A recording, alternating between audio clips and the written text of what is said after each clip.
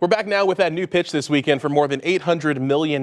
Universities of Wisconsin President Jay Rothman on the sales pitch now for $855 million in new state funding as part of the next two-year state budget. It comes amidst declining enrollment and layoffs, but is needed, university officials say, to prevent new tuition hikes and more closures. Let's bring in the Universities of Wisconsin President Jay Rothman. Jay, welcome back to the show. Great to see you like always. Thanks very much. It's great to be with you today. All right, so as we talk about this budget process, this is a long and winding road ahead. We all know that in the months ahead. The governor has already said that he's going to propose some $800 million.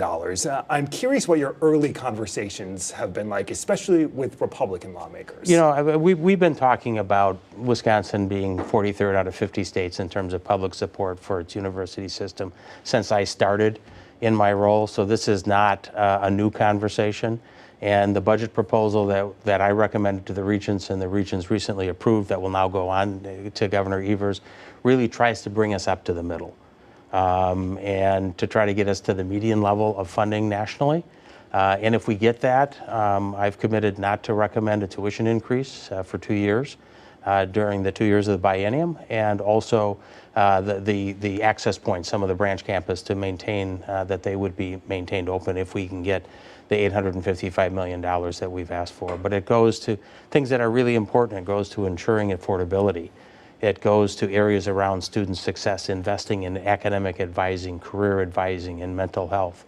It goes to ensuring quality, paying our faculty and staff at market levels, and a number of them are 10 to 20% below the market, not just the private sector market, but actually the market for universities. We've got to change that. So you say that you will not propose a tuition increase if the funding is approved. What happens if the funding is not approved? You know, I think we have increasingly become more tuition dependent. Tuition now comprises a larger percentage of our budget than does state support. That never was the case. You know, and I think we'll have to see how this plays out. I mean, I don't want to have to go back and raise tuition. I think we want to make sure that we are as affordable as we can be. We're the most affordable public university in the Midwest and beyond. Could we see, do you want to see any of that funding, if approved, be used for some of the DEI programs that the systems were forced to cut last year? You know, I think I've talked about where we want to focus our efforts. We want to focus it on student success. We want to focus on affordability. We want to focus on accessibility. We want to focus on innovation, and we want to make sure that our people are paid fairly, competitively in the marketplace. We've seen recently the 6 UW branches close, more than 24 layoffs at UW-Milwaukee because of budget issues, enrollment issues. Do you see this trend continuing across the system? I mean, I think we have to separate a couple things. One is our enrollment overall was up last year for the first time since 2014. I mean, and I think that was an encouraging sign. What we have seen a decline is are people seeking the 2-year associate's degree in liberal arts that will move you toward a 4-year degree. There simply isn't a huge demand for that. We've felt that. I think the tech colleges have felt the same thing. So, you know, if we've got our $855 million in funding, what we are committed to do is to say, how can we invest in those access points in a different way? There's been talk recently about separating the UW-Madison campus from other schools in the system. You've said that you are opposed to the idea, but is this an idea that maybe the system should consider, given some of the challenges that you're laying out? You know, I don't think so, because I look at it and it's coming out of a Ledge Council study committee that proposals emanated from. It's a proposal that's been floated before, it's been rejected before, and I think, quite frankly, it should be rejected again. Our 13 universities that comprise the Universities of Wisconsin, including our flagship UW-Madison, are better together. You know, separating them and pitting universities within the state against each other makes no sense to me.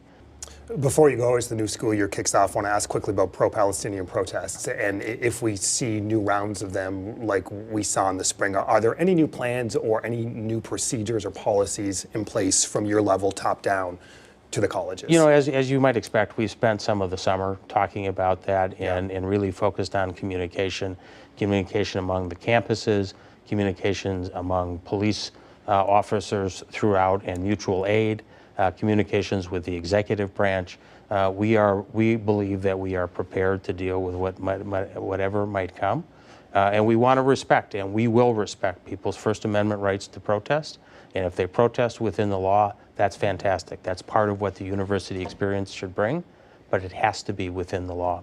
And, you know, we expect more activity, but we are prepared for it. And by law, you mean the policies and procedures put in Policies place. and procedures, but state law. I mean, the encampments were a violation of Wisconsin law, full stop. So And if those go up again? we're going to have to address them, and we are prepared to do that. On the budget road, a long road ahead, Universities of Wisconsin President Jay Rothman. Jay, thank you always for your time and perspective. Thank you very much. Up next, debate night, just 48 hours away. The final preparations underway this weekend. ABC News Washington Bureau Chief Rick Klein with our first look inside next.